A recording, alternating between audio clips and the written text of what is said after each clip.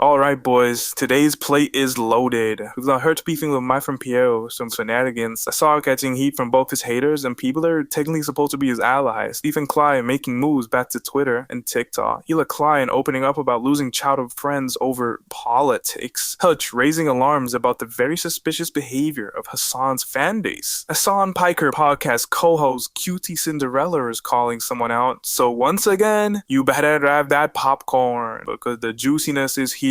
Subscribe, please. First of all, this is a short but serious bit, and this is about Asmongold, and he came out after about a week of no streaming with an update about his dad's health. He took the break-based week because his dad wasn't doing too good and he couldn't really stream, so he had to look after him. He explained that his dad has pancreatic cancer, liver complication, that is struggling so much that Avman literally has been sleeping on the floor next to him just to be there in case things went south. So yeah, man, it's pretty sad. And it's just one of those reminders that we're all laughing on Twitter and beef and Twitch meltdowns, but some creators are going through absolute hell in real life. So not our sweat bear, except best wishes and hopefully a speedy recovery for his dad. Alright, now back to the internet circus. So Ethan Klein, this man has been teasing his grand return to Twitter and TikTok, and let's be honest, this is going to be chaos. Love him or hate him, Ethan is like a nuclear warhead on social media. When he tweets, it's gonna be mad. You just know when he posts, someone is gonna quote tweet it with 12 paragraphs of just absolute raging. You know, Hassan's fan base, they're coming after him. Alright, nobody is safe. Honestly though, Twitter is not good for the brain. However he approaches this and does this, I mean, it'll be interesting to see, but yeah, man, I try to stay away from that platform because it is full of the just most stupid people on every single side of the scale you can imagine. They're all just out of their minds, bro. Here's a clip. And I'll say, it's been so nice not being on Twitter and TikTok and not like thinking about this shit or getting sucked into it.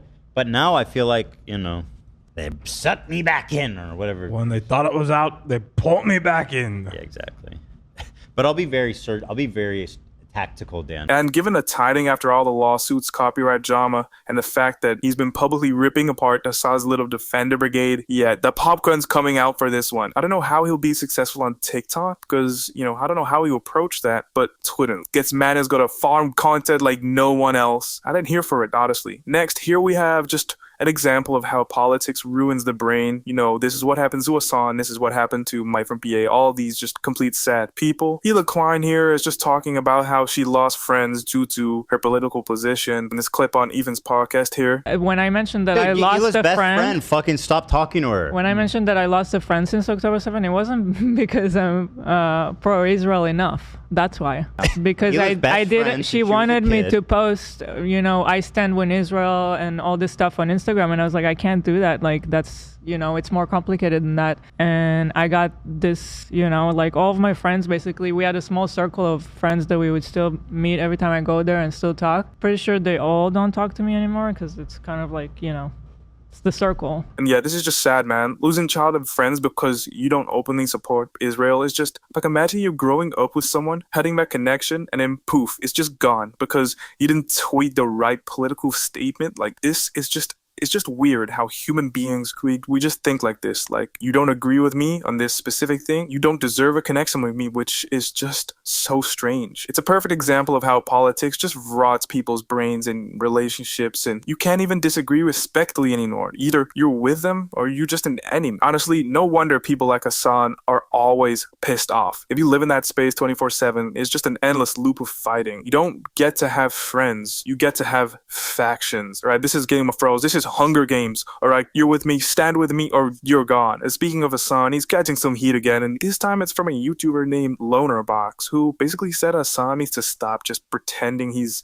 a lefty, just little social democrat who's like this hero who's saving them all, because he's actually completely the opposite and is an extremist and is very dangerous, and he's just trying to pretend he's not. Gaslighting his audience once again, and yeah, I'll play the clip here. Liberals, you did it. You did it. You successfully undermined your left flank, and in the process of doing that, you are not the left. You're not like our left flank. You're not the left flank of social democrats and liberals. You are a fucking tanky, terrorist supporting shit who wants to destroy everything that social democrats and liberals hold dear. You fucking Yeah, of course.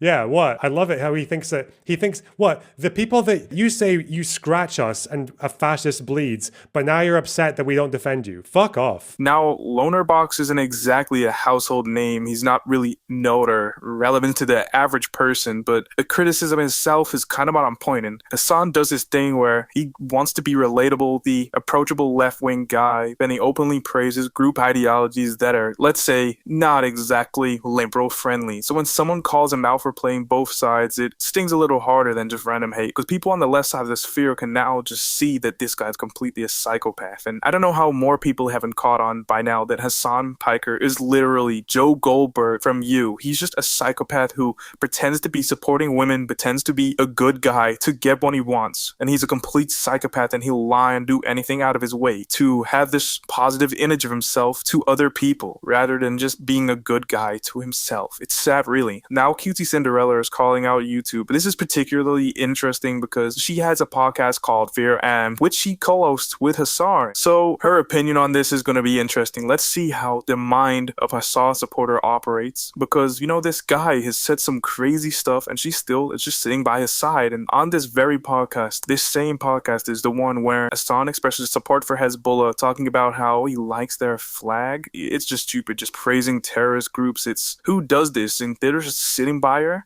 Like, this clip is already bad, but I feel it's gonna age so much worse for Cutie Cinderella, that in the future we're all gonna just see how blatantly horrible this is. If she was just sitting there not disavowing any of it, I mean, you could have said something. So yeah, let's see how she approaches this situation. Cutie Cinderella called out Ararak over a fake squatting on Fazadat stream. She basically said this isn't funny and she has CPTSD from actual swatting. Her cat died during one, and to be fair, this is sad because this is a scary experience. She had snipers pointing at her, and this is not something to joke about. So yeah, fair play, it is dangerous, but at the same time, what is this play, bro? It's like these people, they're constantly trying to find negatives, like are constantly trying to find something wrong, because at the same time, streamers run on content and their lives literally run on what can I do today for the clip and farm views. This is the more the W and L community, and she's more on the other side, so maybe she doesn't see it as much, but yeah, they do outrageous pranks all the time. They push the line, which you can argue whether it's good or bad or not. It may come across as insensitive, but these guys are used to it, and they're almost trained to a point where they know what to expect. It's no different to when a streamer is sleeping on a stream and someone comes up to him and pours water over them. You may as well call out a streamer for that, because,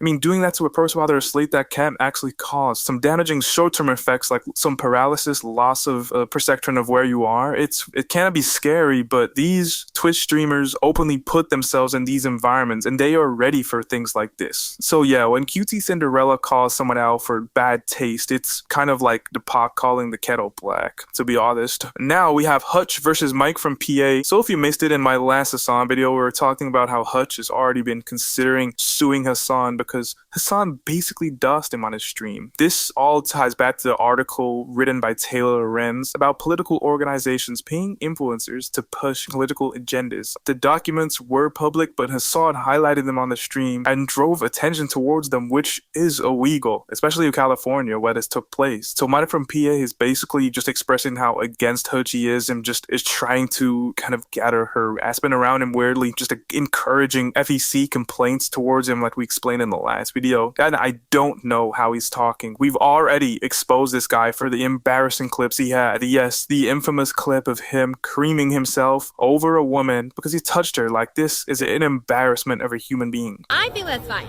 So if a guy pays for my tab, I think I'm getting your attention. I feel like I touched like a vampire touching holy water. Can I help you? And yes, so Hutch is basically describing how encouraging people to file FEC complaints, especially knowingly that they're false, is illegal in itself. It's both a crime and a violation of the TOS on Twitch, which is just blatant misuse from Twitch. They're clearly not using their TOS correctly and just not implementing it right. And also just negligence from Mike from PA not knowing this is a literal crime. And he's going to be another Hasan orbiter that is added to the list of people who are getting sued, who are getting a jail time. He is screwed, man. They really just set their own traps. I'll play the clip here. To be clear, doing that is a crime. Encouraging people to file false FEC complaints is a crime, just to be clear. And this is another clear-cut clear as day, blatant violation of Twitch's own TOS. So yeah, not only has he been doxxed, but people are trying to file FEC complaints over him illegally, and yeah, man, this is so bad, and it's only going to get worse because wait till what we have now. This has been quite the week. This is just generally weird information, and I want to know what you think about this. So Hutch, again, I feel bad for the guy, he's going through a lot, was reacting to Legal Mindset's video, in which he details that people were threatening him about going on Hasan's podcast or criticizing Hasan in any way, or like, don't do this, because they're almost like warning him of the consequences. I don't know if these were almost threats not to do it, or people who have been attacked by Hasan warning him of the repercussions of what will happen. But yes, this is interesting because Hutch describes a similar experience. I'll play the clip here. You know how unhinged these people are? I mean, guys, it is to the point where people DM me warning me not to cover Hasan. That's pretty unhinged. And I'm just covering it from a legal standpoint. I'm not By the way, I get similar emails. Like I've had numerous emails at this point of people warning me like about the potential consequences of going on Ethan's podcast or whatever. Like I've had multiple people reach out to me and be like, you know, like this might go like really bad for you if you do this. So the big question is, who is sending these? Are these just Hasan fans who are just rabid enough to just do this on their own and just, you know, attack him? Just some weird little doxing army, or just something more coordinated behind it, like, yo, Assad's managers, or something weird like that? Because this is just weird. This kind of looks like mob mentality. Step out the line and you just get swarmed with these people trying to attack you. Or it may just look like a serious warning by people who want to protect them, warning them about the consequences. It's weird. Let me know what you think about this. I want to see where this develops, because this is just weird. And yeah, on a more serious point, this is not just unhealthy, it's actually terrifying. Imagine having to weigh whether talking about a public figure is worth potentially being harassed or threatened. That is very chilling and makes Hasan look even worse. So yeah, this has been a complete circus, and if Hutch does go through with suing Hasan, this is all going to be very interesting. You've got to grab your popcorn, so stay tuned for these videos because they might be getting a little more juicy from here on out. I would pay good money for this. So yeah, let me know what you think about all the craziness. I mean, it seems like there's been so much in such a short amount of time. Like people getting email nights and warnings, dude, it's just crazy. Subscribe.